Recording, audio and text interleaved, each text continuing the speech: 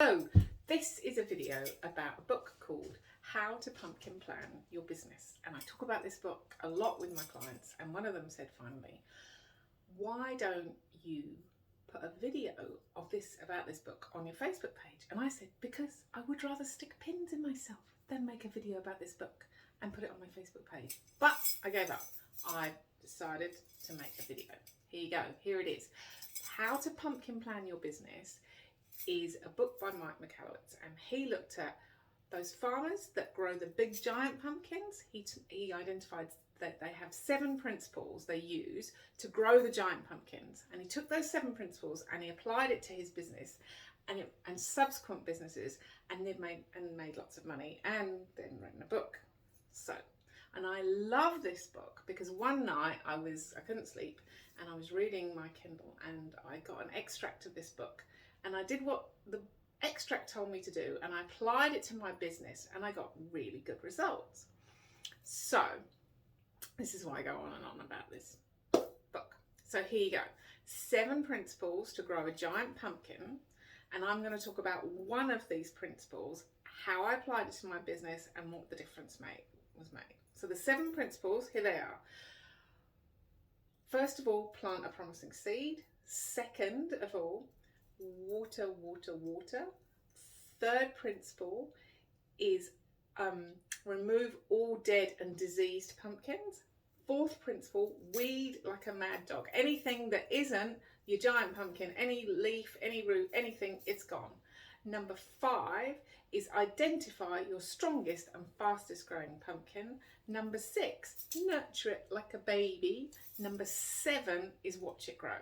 So how do you apply that? And what difference will it make to your business? So I can't talk about all of them because I want this to be a short video, not an endless monologue. The first one, plant a promising seed, is identify and leverage your biggest natural strength. Number 2, water, water, water, is sell, sell, sell. Number 3 is remove all disease and damaged pumpkins. Now, how I applied this step to my business last year I started running courses. I spend most of my time life coaching, but I started running courses called Creating Calm from Chaos for Parents. And they went well, and I got great testimonials, and it worked, and it was good. It was sort of a mindful parenting course with some life coaching. But I could see that I was putting in a huge amount of time for these courses, and I wasn't getting a very good return on investment. Now, I've never met Mike Macdonald, so I didn't really completely trust him. So in his book, he says, when you do this step and you identify disease and damaged pumpkins, what you're trying to do is get rid of all the clients that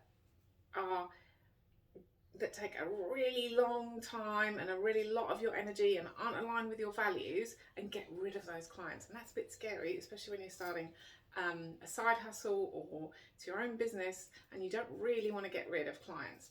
But I thought, I'll give it a go. I'll put out a fleece. I thought that's what I'll do. So it was coming up the 3rd round of this course, and I advertised it in Kids on the Coast, and I emailed previous participants, and I emailed every doctor's practice in about 50k radius and said, I'm running a mindful parenting course. And I emailed every school in about 50k radius, and I wrote to daycares, and I wrote to kindies, and I put it on my Facebook page, and I put it on my website, and I said, I'm running this course, Creating Calm from Chaos for Parents. And I put it out there, and no one signed up.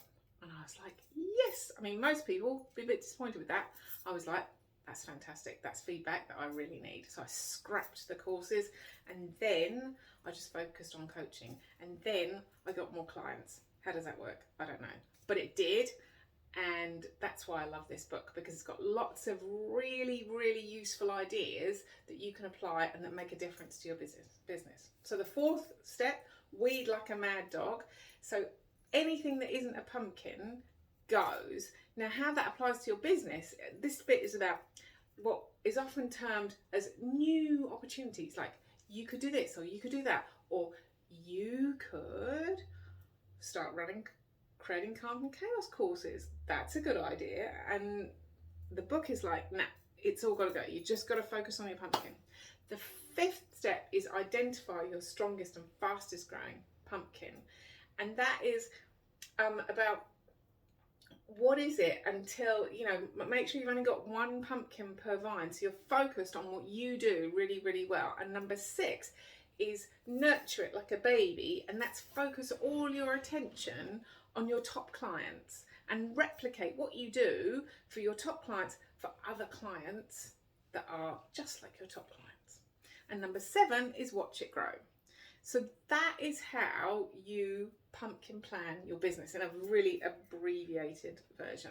I ended up buying the book, and then I listened to the book, and I talk about this book a lot with my clients. But most of the time when I'm life coaching people, I think it, you know, looking aside from a small business or a side hustle, you can really even apply this concept to your own life. Because often when I'm coaching people, they do so many things. They're doing a reno, and they've got a career, and they're studying for a PhD, or there's so much going on in their life, and they've sort of lost sight of their one pumpkin, that thing that they really want to do and they really want to achieve, and they think that all these other things are contributing to their giant pumpkin, but somehow, somewhere in the mix, things have gotten lost. So I think this book can be applied to your business, and it's really good for that.